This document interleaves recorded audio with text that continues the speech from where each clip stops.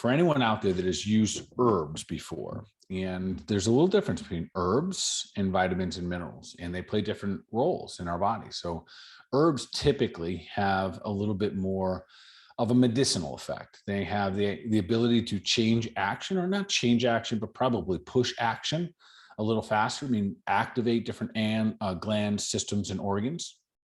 Yet, although the herbs, what's so wonderful about them is that they don't override the system. They're very infrequently do we use them as stimulants, say even like, like a drug or a medication or something to downregulate that. Yet last week we talked about a classification of herbs that we called adaptogenic or adaptogen herbs. And those are herbs that literally help our bodies adapt to stressors. And if you guys didn't catch that one, make sure you kind of catch up on those, because understanding that we can use herbs, and we've used herbs for literally thousands of years to help the human body adapt to stress. And stress can be anything, it could be physical, mental, or chemical, it doesn't matter. Those herbs are very unique in their sense. And tonight we'll talk about the Trophorestorative Herbs, which are very specific in helping restore organs and restore tissues. Wonderful. Well, I would say this. Let's start off with some clinical insights. All right. Roll right into it. All right. Fantastic. So I have two clinical insights I want to share tonight. Relatively simple. One's kind of a double message that I want to kind of share. And the first clinical insight, a 68-year-old female who's had a tough go at the last 2 years. And I share this because it's not uncommon. So when I say tough go, she is going through a divorce, or it's just about to finalize, and she's been dealing with cancer as well. So a little bit of both. So that's been a little bit of a challenge. So that's why I'm made by a rough go. And so she came into my office not too long ago experiencing dizziness. And there's all kinds of different categories of dizziness. Yet knowing the patient and knowing what's going on, it automatically draws a little bit of a red flag of a certain category, what I think is going to take place. She also was talking about how she was having blood pressure issues going up mostly, but sometimes some oddball stuff where she'd have some arrhythmia as well. And I'm sharing this clinical insight because anytime that we have high stress, it can affect the body in so many ways. And in this situation, this is a classic adrenal issue. So the dizziness I'm talking about here is when someone, it's more positional, meaning that you bend over and you come up fast and you get lightheaded or a little bit dizzy. And in that situation, that's usually a sign that your adrenals are not adapting to your environment or adapting to the different stressors. And simple things like gravity sometimes is a stressor. So when we come up real quick and we can't adapt, unfortunately, then our blood, or we get a little bit dizzy. And the same thing can happen with our blood pressure. So often people forget, or we don't even know, that our blood pressure is often regulated, at least in part, always regulated by your adrenal glands. So if we have a high stressful situation that is prolonged over a period of time, our adrenal glands, their job is to regulate the system so we can handle and manage that. So knowing that for this young lady, that here was the gap. I saw her, I take that back. I saw her, she was under a lot of stress. She ended up having these symptoms, went off and went through a gamut over the last 2 months of different neurological exams, medical doctors, cardiologists, you name it under the sun. The good news is with all her MRIs, CAT scans, EKGs and everything, each time they kept coming back saying, there's nothing wrong with you. You're fine. You're healthy. You're fine. You're healthy. Although she was still having these symptoms. So right away, we put on an adrenal protocol, support the adrenal system, made perfect sense. She 100% understood once. And part of this, there's two parts of this I'm kind of sharing. One, that just because we have irregularities with a certain tissue, organ, or gland, and let's think for the heart for a second, just because it's high blood pressure doesn't mean we have a heart problem. And that is foundationally what's really behind functional medicine. We're looking for root causes. We're not blaming the disease. We're trying to, really tackle the disease per se. We're not chasing that. We're chasing what is at the root cause in here. And because I know her, because I'm, taking care of her for the past 2 years, and I know what's going on in her personal life. And those are parts of the things that, hopefully the doctors can get to know their patients and know all of us a little bit more and more. so they can understand when we run into these problems, whether it be dizziness, blood pressure, anxiety, depressions, where they come from. So the good news is this will be an easy fix, and it takes a lot of stress off her immediately, which is pretty cool when we were able to understand and kind of articulate that with her. So that was clinical insight number one. Not all dizziness means that we're, listen, sometimes we get things checked out and rule out, I don't know, we'll call it the bad stuff. Cool. And sometimes it's not that bad, and we have to get back to the root causes. In this case was a perfect example of that. All right. How are we doing over there, Whit? Well, we're going all right. We're going all right, Bart. Okay, fair enough. All right. So the another clinical insight that I want to share is one that is a little bit different. This one, it's about scarring. And there's two directions I want to take this. So I had two different scarring cases today. So one was a C-section. And of course, there's scarring after a C-section, which I know we don't address C-sections. We don't address the fact that there's been a hole cut in the mom's body and the baby was dragged through it. And then we just kind of sew it up and forget about that area. And that's pretty much how it is. It sounds awful, but that's how it's done. So I had that conversation. I had that conversation often with moms that had C-sections. Yeah. So I addressed that. It's simultaneously, I had a conversation with a mom about I think 18-month-old little boy. This was just rough. I'll get to the point about the scarring and what we do about that. Yeah. This is sometimes I'm reminded about how strong some people are. So this young couple came in with their 18-month-old baby, and this baby has already had cancer, a really, really kind of gnarly type of cancer, multiple face surgeries, 42 rounds of chemo, and he's 18 months old. What an incredible 18-month-old baby. Wow. Yeah. Like more challenges than most humans will face in a lifetime. And the mom and dad, they just seem solid to me. And I say it reminds me how strong some people are. I don't know if I had a child, if I had a newborn and at 6 months old, they had a spot on their face and it found out that, you go get checked out by the doctor and they find out it's this rare type of cancer that spreads rapidly and the survival rate is less than 30%. I don't know how I would handle that. I don't think any one of us prepared or know how we can answer that.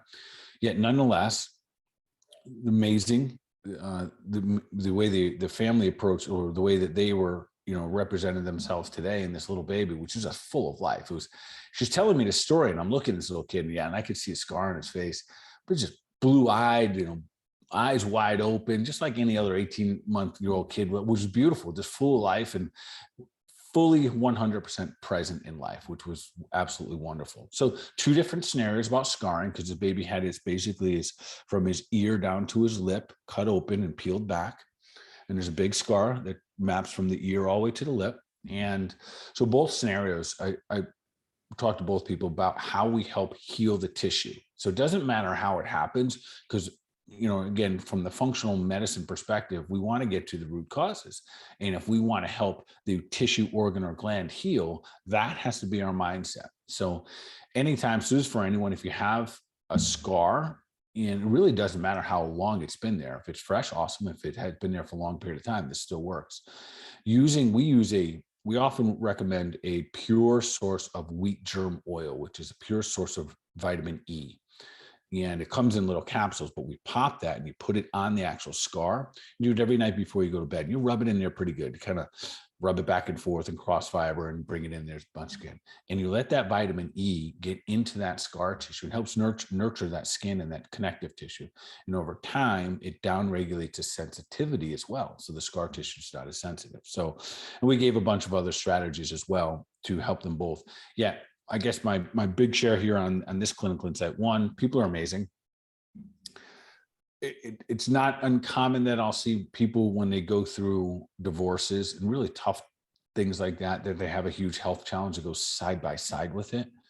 And my 68-year-old young woman just handling it like a champ, and then total end of the spectrum, 18 months old and just full of life. So I had the pleasure of being reminded today of how what a blessing it is to be healthy, to be alive, to be, to be able to practice and share my life with other people and to watch how strong other people are. So I think that's my clinical insight share for the night. That's so beautiful. We could truly be inspired by all ages. Um, that I can't stop thinking so much about this sweet little kiddo who's just seen a lot more of life than a lot of us have even yet. And I also think of this vitamin E you mentioned. My mom, when I was a kid, if I got a sunburn, she had these little vitamin E capsules and she would puncture it and like lovingly put it on my sun. I got sunburned a lot, like right here. And it was such a sweet, like kind of moment that we would share. So I'm envisioning that now for this family. It's very sweet. Yeah. And I mapped it out for them and said, we can revisit this now because the child is so young. And yes, there's a big scar there, that we have time and the skin will be changing literally thousands and thousands of times as this little boy grows into, into a man. So we have time to incorporate more and more wonderful strategies, one of which I'll talk about an herb that I would use as well called Gotu Kola, which would be wonderful for this. But at 18 months old, they're not swallowing a lot of herbs. So we kind of prioritize some of the strategies of getting his health back on par, especially after chemo and radiation, whatnot, or just chemo, excuse me. So there's a lot of other things there, and the scarring is on the radar, but not the priority. So a little bit by a little bit for them all. All right. So what do you think? Are we ready to dive in? Yes, I'd say let's do it. And I'm so excited that we are continuing on this herb path. So we learned about a couple super cool herbs last week. I know we've got quite a few to dive into this evening. Yeah, so we'll move along pretty quickly here. Yeah, I'll just kind of repeat what I said. There are a classification of herbs out there called Trophorestorative Herbs, and that means this is a very small class, very unique to these herbs, that they will help restore and repair, literally heal organs and tissues. Where all herbs are nutritive, meaning they have a nutritional value to the body. Yet there's a very, very small class that is actually restorative and will actually heal and repair parts. So those are the ones that I want to go into tonight. And this will also help people out there that might have your kind of guess, man, this herb sounds great. This one is really great. And you have a whole, palette of options. Maybe this helps narrow it down, and for the practitioners as well. Because remember, as hard as it is for everyone out there, as practitioners, our job is to figure out what is the single best, that's our goal at least, herb, vitamin, mineral, what's the single group or protocol that I could give you that have the highest benefits and highest actions in your body to get you the quickest results. And so I'm going to kind of unveil a little bit how my mind thinks when I see a patient, when I use these different herbs, and why I use this particular group so frequently. Awesome. A little behind the curtain. I love it. A little bit, yeah. Not everything, but just a little bit. Yeah. Fair enough. All right, so we'll dive into the first one. And the first one is, so we're going to categorize these into the different tissues or organs. So the first tissue we're going to talk about is connective tissue. And it's one of my favorites to talk about because I think, and this was one of the herbs we talked about last week, Gotu Kola. So Gotu Kola is a trophorestorative herb. And again, that means that it has the capacity, it has the unique ability to heal connective tissue. So let's put that on a broad spectrum. That means someone who has a rotator cuff issue. Okay. That's connective tissue. Someone who tears their Achilles heel, someone who has shin splints, someone who has achy sore muscles, someone who has a surgical repair. They have surgery done in their body. Someone who has surgery on the inside of their body. It's all connective tissue. Anything fascia is connective tissue. And Gotu Kola. So Gotu Kola, I think anything that has to do with skin or anything to do with connective tissue. And then listen, as we get older, quite frankly, if anything we can do to help our connective tissue. So most of us are now out there probably listening to this, this podcast, at least. Most of us are aware of the benefits of collagen, and and we're taking collagen to help our skin, which is really trying to help our connective tissue. Gotu Kola will enhance your collagen effects. The beauty about Gotu Kola, it also has anti-inflammatory properties. We said last week it's an adaptogenic, which is fantastic. The simplest stuff. So connective tissue goes a little bit deeper. When we think of our arteries and veins, all of those have a smooth muscle lining, which means that's part of your connective tissue. So when we think about things like hemorrhoids, we think varicose veins, those would all be categories that gotu kola would be a perfect fit for. Wow, that's basically like the inside and the outside, all the stuff going on. It really is. We don't, and I want to kind of make that point that we don't want to leave it just to the outside, because a lot of the healing is really taking place on the inside. So, and especially if you've had a surgery, remember, you see what's on the outside, but a lot of the healing of the connective tissue, and that surgery can be, it could be a back surgery, it could be a neck surgery, it could be a shoulder surgery. You could have had an ovary out. There's connective tissue that still needs to be healed. Yeah, and I guess it brings to mind like maybe folks who use their bodies like athletics. Would you find that that could be of assistance? Someone's got like a tear, something maybe the Achilles or alongside that rotator cuff? It certainly has, the more I get involved and I see the different effects of these herbs and how powerful and how medicinal herbs in general can be. Now I certainly try to involve it with any of my protocols for my athletes. And it's probably not well known right now. And I think that's only because a lot of practitioners aren't well versed in, using herbs as a part of their practice. Yet I think that we're going to see in the near future that we're going to hear more and more about this herb specifically in the athletic world because of how restorative it can be. And especially if you're a longtime athlete, which most athletes are, and you're always putting a beat, and you don't have to be an athlete. You could just be someone who's running every day and you have cartilage and you have tendons and you have ligaments. Those are all connective tissues. That's what we're talking about, always helping restore those. We've always heard of things like glucosamine and whatnot. Yeah, the gotu kola to me has become really my go-to product when it comes to healing up the body, especially the musculoskeletal or the connective tissue. Yeah, healing and restoring. And I think I've also heard you mention in the past that we can do a little bit of stacking with these herbs. Is that correct? In fact, that's my favorite way. And stacking wit for the listeners is, so we'll incorporate an herbal product along with a vitamin or mineral or another product that's feeding the body, and then the herbs are usually one that's creating a lot of the actions of the body.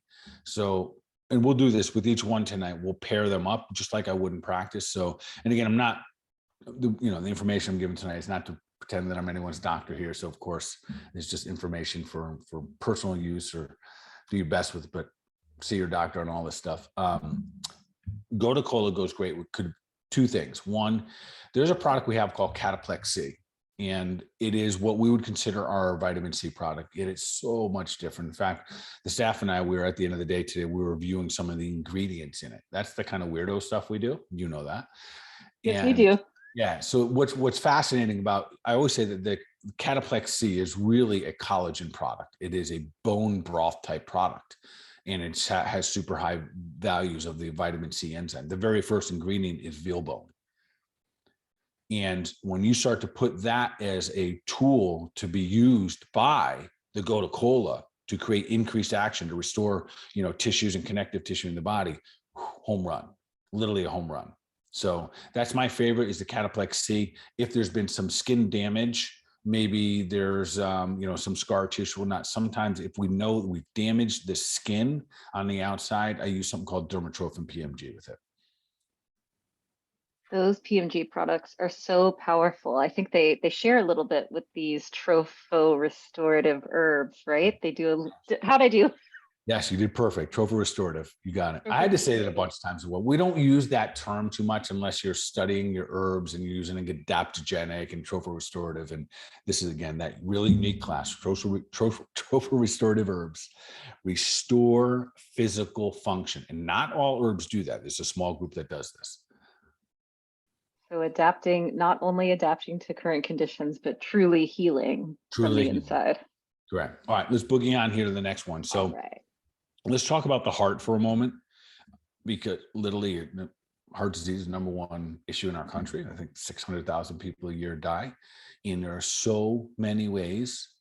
I've said this many times on podcasts. I think it's shameful because I think that there's the heart is a muscle. And if we understand it as a muscle, and we understand it's a muscle that works all the time, and we understand what helps make these muscles very healthy, we can do a lot of great work with the heart. So that specific, the single best herb when it comes to overall heart anything is hawthorn. Hawthorn. Okay.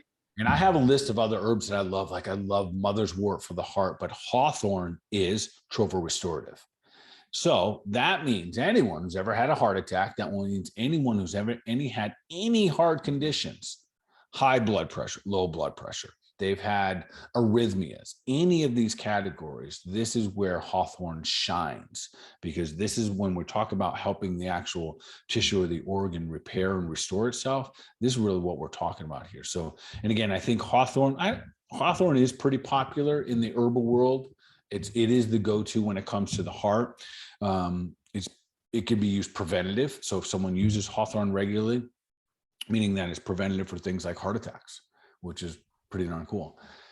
There are times that I'll even use this in menopausal cases because it fits right in that same category. Congestive heart failure, same thing, arrhythmias. So again, and I bring up the menopausal cases because sometimes you'll have a menopausal situation that also is a heart situation. And then when the goal is, well, how you get all these different situations going on clinically, how do you narrow it down? And hawthorn in this situation would be the single best one, which is awesome. And then would you also say for folks who have like a tendency towards anxiety, sometimes that can manifest as like a little bit of an increased heartbeat. Would hawthorn be of help here too? Yes, it is. So people that do have mild anxiety, or or say they're under a lot of stress, and that person has heart palpitations, and they kind of know that this is due to stressful situations, this is the perfect herb. This is the herb that, again, so we have supportive to the heart itself and blood pressure. And then we have supportive to helping calm down the anxiousness. And then especially the anxiousness that's derived from all of a sudden you now have palpitations. So I'm one of the fortunate ones where I've never felt my heart. And that should be how most of us go through the course of life, but that's not everyone. Certain body types will feel there's more, my wife being one of them. And if you feel, from what all my patients say, including my wife, when you have those heart palpitations, that by itself triggers another effect of like, this is scary. And that's the way it works. I've had asthma in the past, and all of a sudden you just have one short breath and you get triggered. And in the heart situation, this is perfect. This hawthorn is a wonderful herb. If you're just looking for another herb that's really, really good in the same situation, is mother's wort. It's not trophorestorative, but it's fantastic. Mother's wort is like Mother Nature giving you a big hug. So, and That's palpable, Bart. I love that. Like a big, nice tree. Yeah, it's common that I'll use those two together.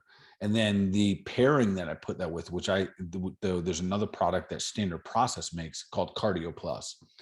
Cardio Plus is hands down to me the single best heart nutrient product on the market today. And that's saying a lot. There's a lot of good stuff out there because there's a lot of heart issues going on out there. But that, to me, in terms of feeding the heart in a very well balanced way, that's the single best product that I know that's out there. Put that together with with the hawthorn and maybe what mother's wort as well, and you're really, really doing some good stuff for the heart.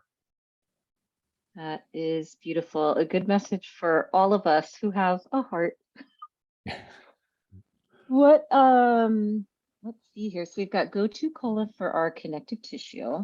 We've got hawthorn, so nice for the heart. What other systems can we look at? Let's go to liver. Let's go to liver. Yeah. This is a big one. And again, a lot of these herbs I've talked about here on the show because these are the ones I use. So liver should be a unanimous across the board that everyone knows what we're going to use here, and that's milk thistle. Again, milk thistle falls into that category of trophorestorative. So it literally can help. Here's the beauty of milk thistle. I'm gonna put this in the simplest terms.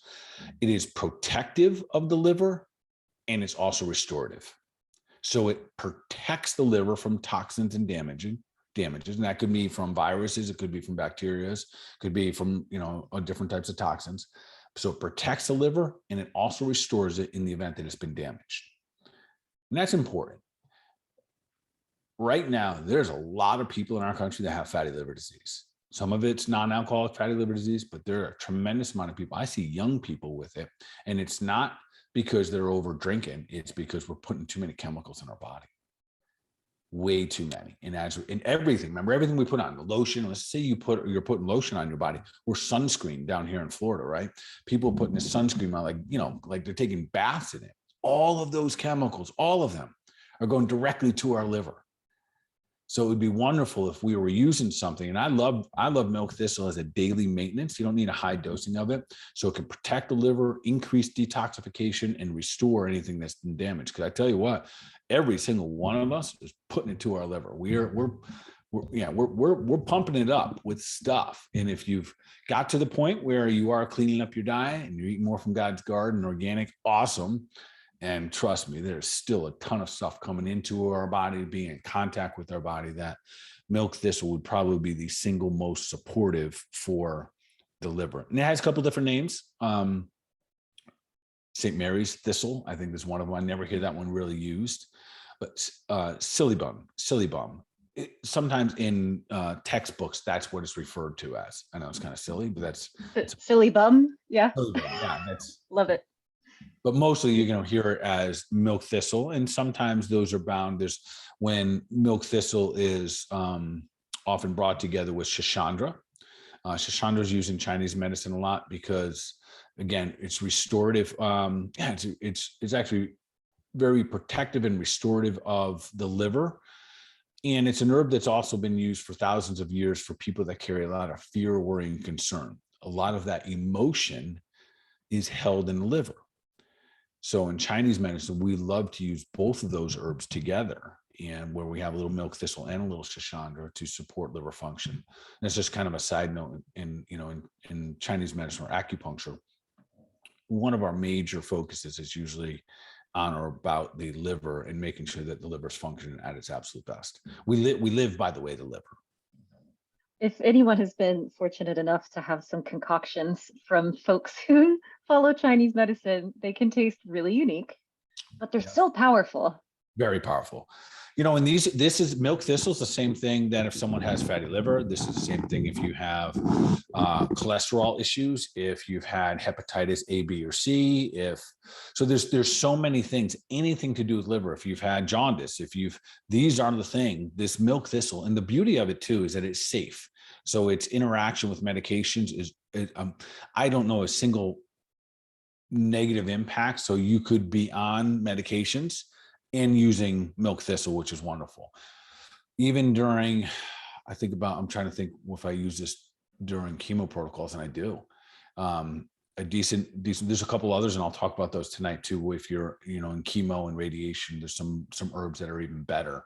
Not better, but they just do a little bit different job if someone is on chemo. So food allergies, we see a lot of that right now. Food sensitivities, we see, we do a lot of food sensitivity testing. If you're starting to gather and have more sensitivities to food, clean the liver. Like, that is the name of the game. And how simple is this? Use something like milk thistle on a regular basis.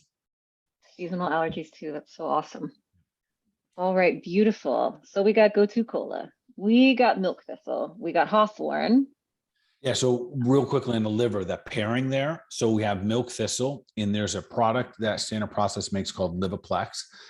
And I'm going to repeat a little bit what I said about Cardio Plus for the heart. Liviplex is probably the single best liver overall product there is. It's a standalone by itself. It would be a B vitamin complex. There's definitely some liver in this product. It's absolutely phenomenal. If you're pairing milk thistle with Liviplex, you're hitting a home run when it comes to liver health. That is awesome. And then the Shishandra as well, right? Can be a nice complement to it. Beautiful. It's like a complement to that whole thing. Yeah. It's probably how I use it more frequently than not. I use the combination of milk thistle and Shishandra together, and then I'll pair it with something like Liviplex. Beautiful. All right, let's keep liver support. Let's go. Yeah, let's keep rolling here. So all right, we're good on time. This is great. All right. Yeah. I feel good right now. All right. We're cruising. So let's talk about kidneys for a moment here. Awesome. The kidneys often just get forgotten about, quite frankly.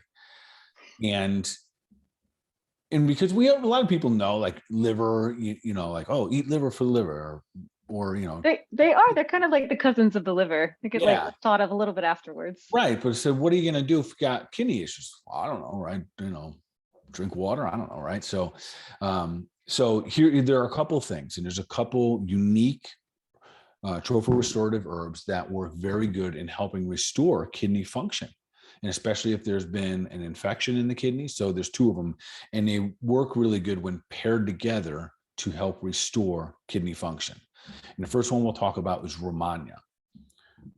And I've spoken a fair amount about Romania here on the Health Made Simple podcast. And the simple cue that I would say for everyone, this is the herb, the side note here.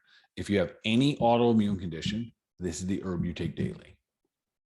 So that could be Hashimoto's, that could be rheumatoid arthritis, but this has been one of the most effective for helping any autoimmune condition. Remember, all autoimmune conditions are essentially the same thing. They just happen to be attacking different areas of the body. Yet the body's at the root cause of it, they're essentially the same thing. Just different parts of the body that they're showing up in. So the Romania is also a fantastic tonic for your adrenals. So anyone out there that has the adrenal tonic, you look at the label, you're going to see Romania on there because it works so good in helping restore. It's probably one of the single best restorative. I probably could have put adrenals on this list. I didn't tonight. But Romania is certainly restorative to the adrenals as well. All right. So anything autoimmune, adrenals, and essentially anything that we want to use to boost up the immune system. The other herb that we're going to put Romania with is astragalus. I think astragalus is getting more and more, I don't know if the right word is popular, but getting more, I don't know, maybe it's getting more Instagram time. I don't know. It's becoming more and more popular because this is the herb of immunity. This is a really, really powerful herb. It is trophorestorative. And this is when you think of building an immune robust, active immune system, this is in that category. Poor immunity, infection prevention. This is also this is probably my go-to herb if for someone that has gone through chemo or radiation. So make that little note in the back of your mind, everyone. If someone's gone through chemo and radiation, remember the challenge with those is what it does to the body. It's sticking around in the body and the damage it has in the body. And we're talking about two things now tonight, astragalus and milk thistle, that help protect the body, restore the damaged organs, the kidneys, the liver, and get this stuff out. So these are phenomenal herbs, well studied, well researched, and very, very effective. So this particular time I'm talking about Romania and astragalus is super good for your kidney function. And the kidneys get, we're going to see more and more people with kidney issues because the kidneys are a filter, and we got more and more toxins coming in the body, and kidneys are going to get beat up, as we just see the population getting older and more toxins coming in. So having these little opportunities, these little kind of secrets, wisdom, little herbal concoctions, really, really supportive. And again, easy, which is nice. Would you find that Romania and astragalus good for fatigue when it is as a result of chemo and radiation? Could it also be just as a result of like the stresses of life? Yeah, and that's the answer is absolutely. And it's because of the role that it plays with the adrenal glands. So one of the beauties about Romania, it is one of those vitality or, just kind of human strengthening herbs, if you want to call it.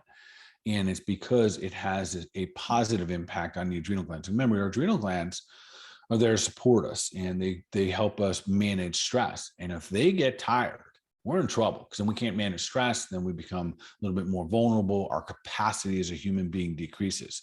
Romania is restoring that capacity back to the adrenal gland, which then makes us have a greater capacity, which means we can take on more stress. I'm not recommending that, but life as it goes on, we only get tired when we can't handle it. Right. So, and everyone's capacity is different. And that we forget that sometimes. So it's not the individual stressor's fault that we're tired. It's the fact that we weren't strong enough to handle that additional stressor. And if we're looking at it from that perspective, we want to get, again, taking the functional medicine kind of perspective, if we get to the root cause of it, was it the stressor's fault? No, it's the terrain. It's us. We break down because we didn't have that capacity. So using these trophorestorative herbs give us such a great opportunity to just become literally stronger human beings. Hard to kill strong folks, right? That's right. Hard to kill. Would you say that it's would be fair to stack the Romania with the astragalus? Yes, you can definitely stack those, and I know it's a unique pairing there. You don't see it too frequently, but if there is a kidney issue, this would be a very strategic way to support both. And most likely in this scenario, if you have a kidney issue, kidneys are kind of downstream to the liver, supporting your the liver as well would be really, an intelligent process right there. It would be intelligent kind of thought process.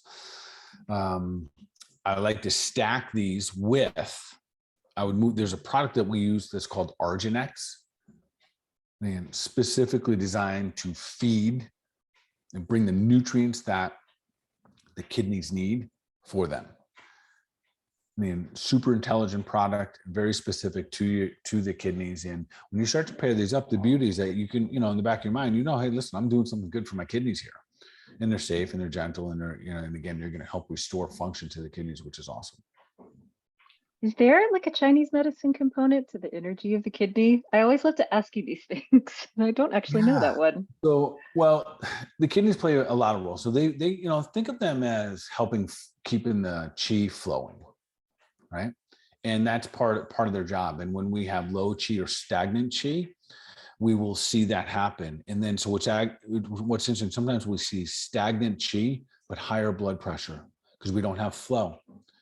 And then when we look at that in real life, how does that really look? It looks like frustration and anger and fear. And we're holding on to those emotions. And then that shows up in the kidney function. That's the kidney meridian. So when those emotions build up, and they're always hand in hand with the liver. So that's where we want to get that flow. So the liver stores the qi, the kidneys are going to help that qi flow. And I see a lot in the acupuncture room. I see it all the time, but I'll just call it in the acupuncture room. When the stagnant qi, frustration, how's it feel in your real body? How's it look like in your real body? Muscle spasms, stagnant, guarding, these weird out of the blue injuries that you get, these tweaks. As a chiropractor, we hear it all the time. Doc, I didn't do anything. All of a sudden I just moved to the right and boom, big, massive blockage of qi. Nothing flowing. So the body didn't have what it needed to use to carry out that action, which means that you couldn't handle that stress. Actions are stressors. So in that moment, couldn't handle it. And a lot of times we go back and we look and as we unravel, and again, this dives a little deeper here, but it unravels the need for us to have a connection with our patients or our family members or our friends. What's going on?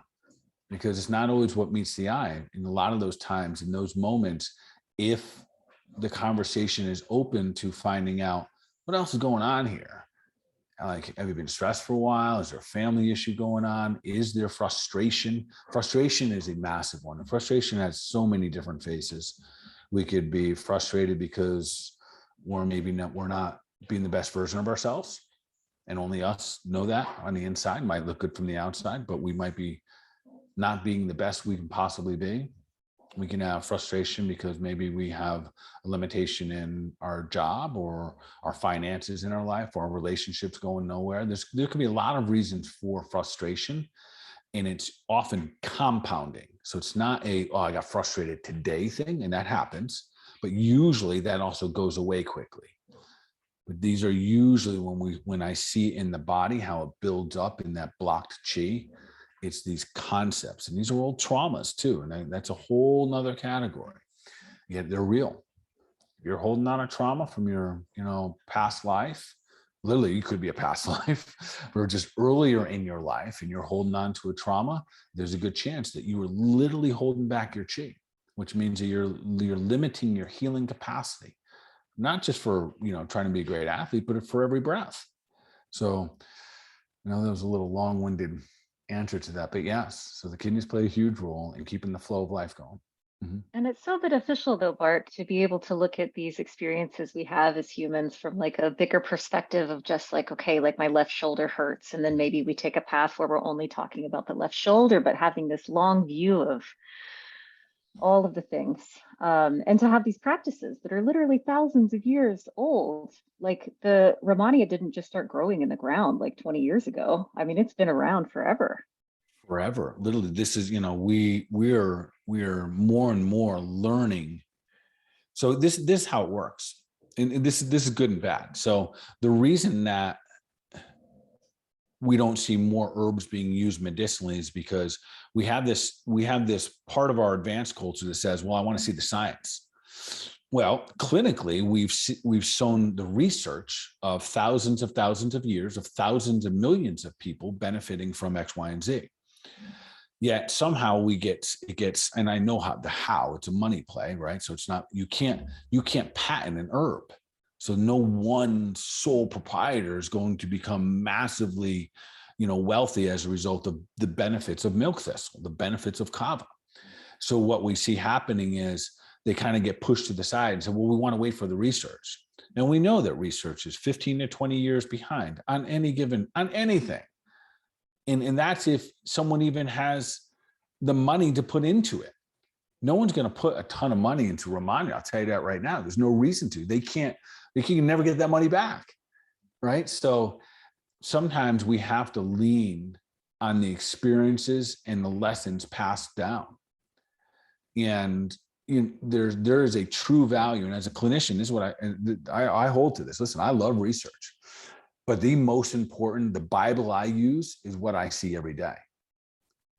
If I hug someone every day and I give them kindness and I love them and I share with them wholeheartedly and my intention is right and I know that helps them heal, I will continue to do it.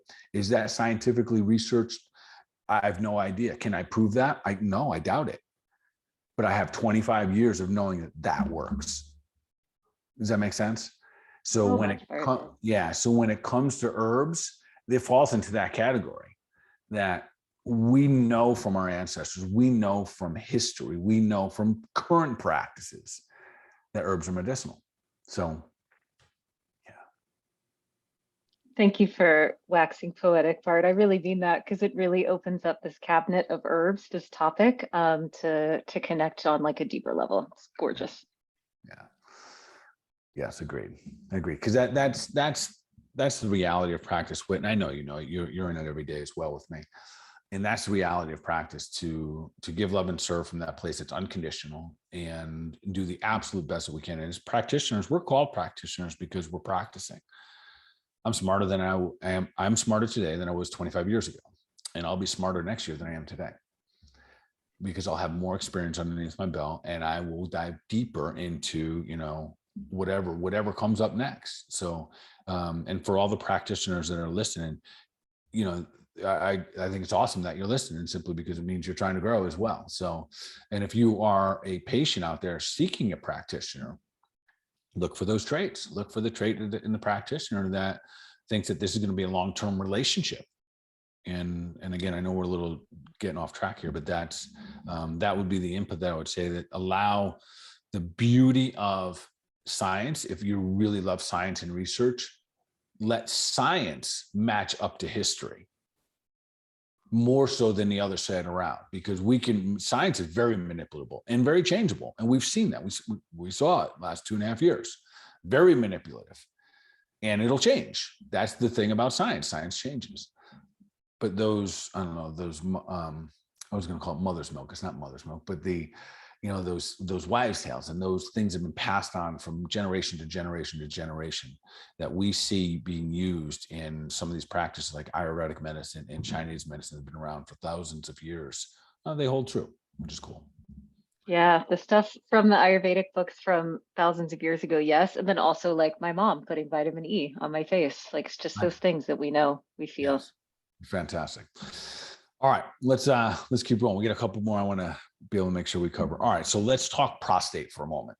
So, yes, male exclusive here, but nonetheless, probably the single best herb out there for that is trophorestorative. And this is really important. It means that we can actually heal the prostate is saw palmetto.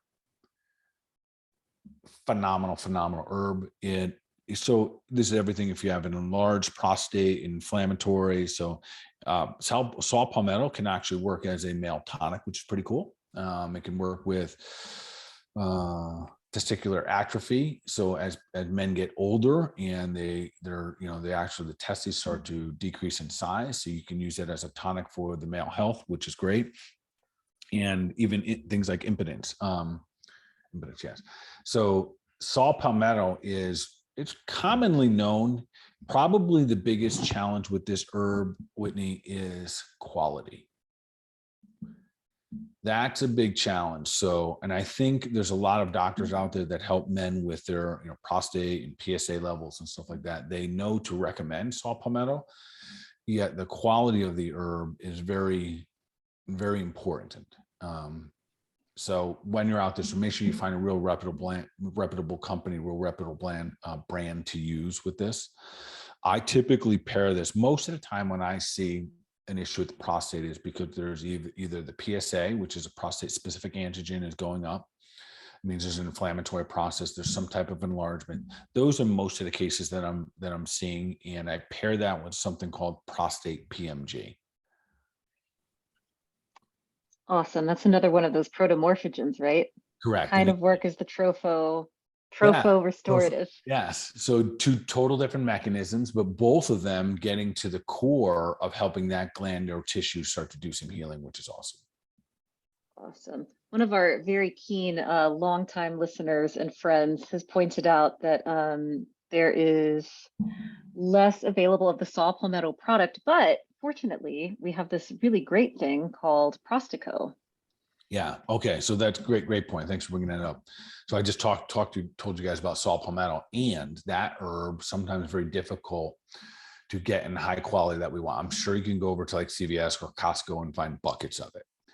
If you're familiar with the herbal company that I use for the most part, it's out of Australia called MediHerb, and they're quite picky, which is great. That's exactly what they want to be about, the quality of their herbs, of the phytogens, that what they're going to extract from plants and herbs. So as a result of it, it's not uncommon that sometimes we do not have certain herbs available.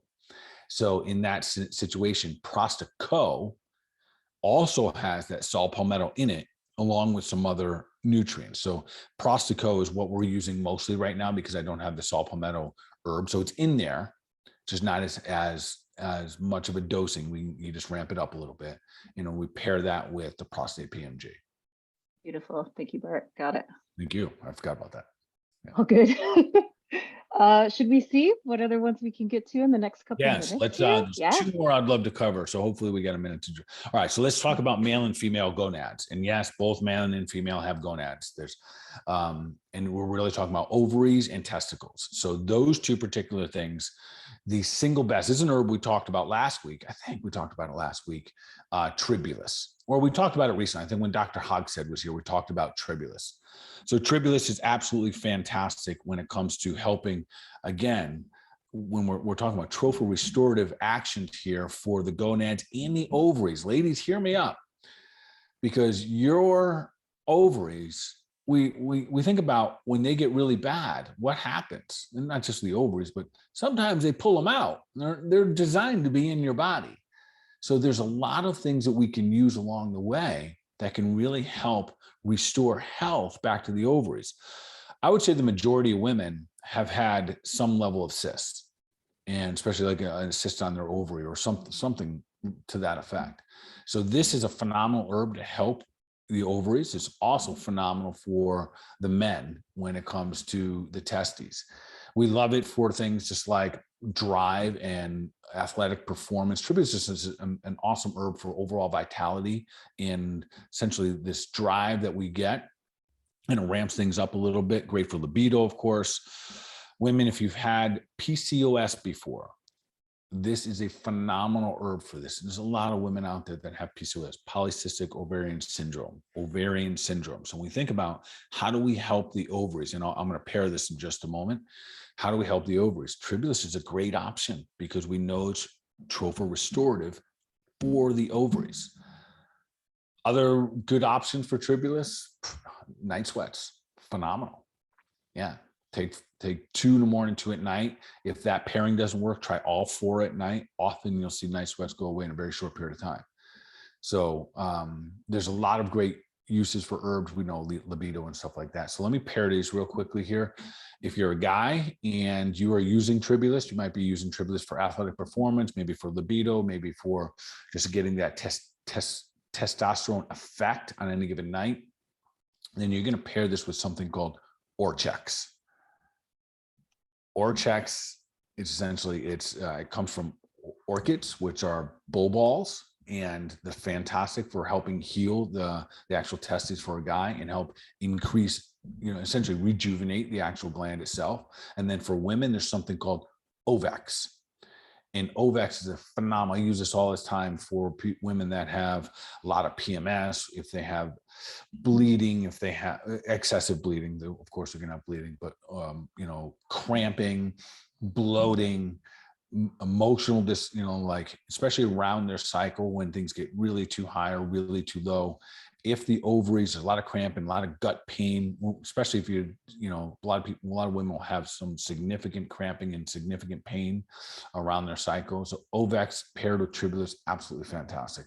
There's a couple others if you're having really bad PMs that we throw in there, like hypothalamus, that regulates the whole thing. Yet Ovex and Tribulus, if you want to regulate, especially for males, libido and drive and athletic performance for that matter, and women, same thing, libido. Absolutely fantastic. Ovary health, absolutely fantastic. And really all ages. What I'm learning right now, like listening to you talk about this is not just for like after 40. This is like 30s, 20s can be of assistance. Yeah, it's probably the most widely used is for young athletes who are choosing not to use, say, hormone replacement therapies and testosterones and, other types of, drugs per se, and they're trying to take the natural route. Tribulus is probably the go-to. Nice, clean, and supportive. I love it. All right, should we do one more? What do you think? Yes. Let's One do more. it. This is an important one. This is for the mucous membranes. And so we're going to put this into the category of tissues. And this is an important one. So why is this an important one? This is inside your mouth, inside your throat, inside your stomach, inside your intestines. That entire lining needs a strong mucosal membrane lining. So anyone that's ever had an ulcer of any sort, anyone that has an imbalanced gut, if you have, if you have acid reflux stuff, your pH in your gut is off. That means most likely that you have an issue with your mucosal membranes, that lining that's going to protect the actual lining, the skin lining. This is where it becomes maybe the most effective, is with ulcers. Ulcerative colitis, it can be literally a lifesaver, because in ulcerative colitis, you have an open wound. And so literally you have a hole in your intestines, or a hole that's about to say. So we want to restore. And again, instead of chasing down that symptom, the name of things like ulcerative colitis and all these other things, think about the actual tissue, organ, or gland. How do we help restore it? And we know that, I didn't even mention the herb yet, it's golden seal. So golden seal is restorative for this, trophorestorative for your mucosal membranes. So this falls as simple as, if you have chronic sinus issues, golden seal is probably the single best thing for you. If you are always clearing your throat, maybe you've been a long time smoker and you have chronic bronchitis and you need to restore. That's what happens when we smoke. I don't care if it's marijuana or it's cigarettes. You're burning up that mucosal lining. So when people say, well, any smoking is bad, they're correct, because you're damaging the mucosal lining in the throat. And that is where all of your wonderful little white blood cells are sitting. That's your immune system there to protect. So always helping restore that and make sure you have balance. So chronic sinusitis, if you have gut issues and inflammatory issues in the gut, in restoring that mucosal lining can be absolutely fantastic. So golden seal, best for that. My favorite to pair with that is something called okra pepsin. A little bit different here, but okra pepsin is another way to feed the body to help restore and rebuild the mucosal lining, especially in the intestines. Awesome. I wonder if golden seal is one of the herbs that's in that herbal throat spray that we use to support that mucosal lining. I think it might be. If you give me a moment, I'm going to look, because of course I have it right next to me. Yes. I was doing my research here as well. Yes. Marshmallow. Marshmallow, I knew. Uh-huh. Echinacea. You know So what? this throat spray, guys, goes everywhere. We've got Mine the has Bart. Mine has a big stain right over the ingredients. I tell you what, I know marshmallows in there, and that protects the mucosal lining, so it might not have golden seal in there. So Beautiful. that's another one that if you are dealing with, especially throat issues, or you're dealing with, especially throat and stomach constant irritations, maybe you're taking medications on a regular basis, and you want to protect against those damages. Things like golden seal, things like marshmallow root are fantastic for that. Awesome. Well, we have covered quite a bit of powerful herbs this evening, Bart. We really got to address a bunch of different systems and some other really great kind of connecting everything back to the source as well. So I'm wondering how you might answer this question on this evening. What is one step that our listeners can take towards becoming more superhuman? You know, in lieu of our topic tonight, I think when I think about that, the idea of becoming superhuman is continue to maybe do a little bit of a deeper dive and experimenting in knowing your body. So, especially when we're doing things like giving gratitude or giving love to someone or taking an herb, give it time, let it settle in, do it more frequently, and then see the benefits over time. So I think that is really what I'm going to share: to become superhuman, continue to know thy body by experimenting, not in a very short window, but a longer one, especially the things you know in your life that are good and they're bona fide good for you and for the rest of the world. So that's my answer tonight. That's a good one. Well, thank you all so much for joining us here at the Health Made Simple show. Yes, and of course, we appreciate everyone that shows up every week. Keep doing your thing, keep sharing it out, keep spreading the love. If you give us a review on any of your places that you'd like to listen to your podcast, that's awesome. We appreciate that. And of course, we're going to continue to take deliberate action for your mind, your body, overall wellness. Y'all be awesome.